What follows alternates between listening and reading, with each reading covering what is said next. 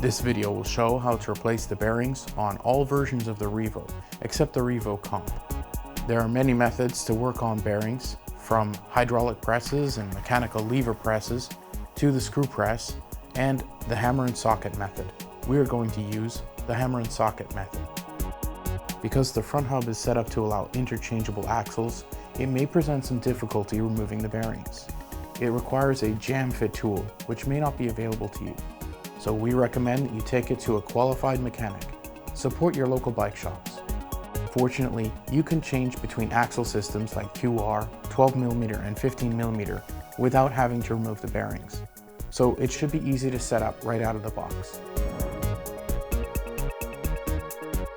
For working on the rear wheel, the tools you're going to need are two open-end 17mm wrenches, as well as a 5mm hex key if you're using the QR. And for working on the bearing, you'll need a 20mm socket for both sides, as well as a steel hammer to tap it in. So now we have our tools, we're ready to start. First up, we'll use the 17mm wrench to brace one side of the axle and remove the end cap.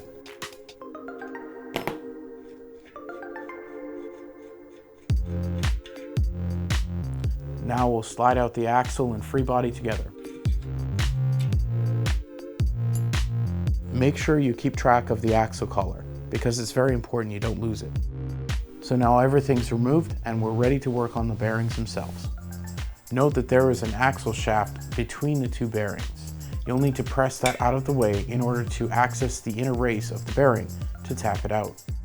I'll start by taking a tool like a 6mm Allen key and tap out the non-drive side bearing.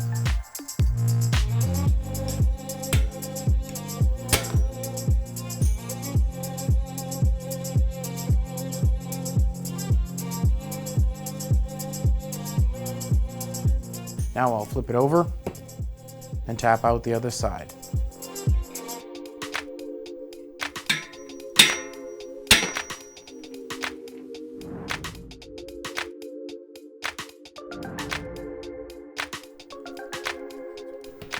So now I'll place the bearing, take my 20mm socket, line it up with the edges of the outer race, and start tapping it in with gentle taps. Once it starts to go in and I can see that it's well aligned, I can start to use a little more force.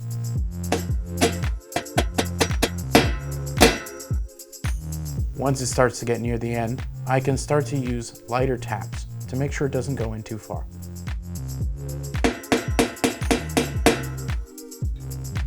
That looks good, so I'll flip it over and start working on the other side. So I don't want to forget the shim.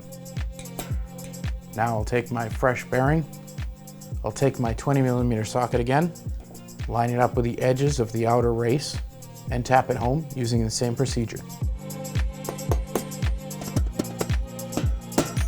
Using lighter taps to make sure it goes in straight, then I can use heavier taps.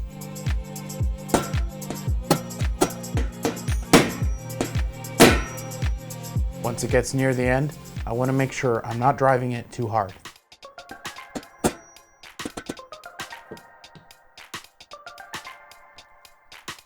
I want to make sure that the shim can still move freely. If it can't, I've gone a little too far. So that looks pretty good. I'm going to test it out by hand like this, and then I'm going to put it back together and make sure everything still runs smoothly. The axle and free body with the axle collar.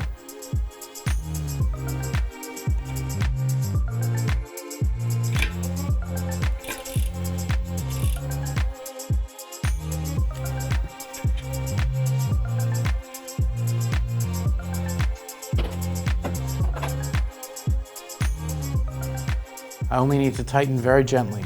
Make sure that it's snug, but not over tight. It still needs to spin freely. I think that's pretty good. So it's ready to go on the bike and ride.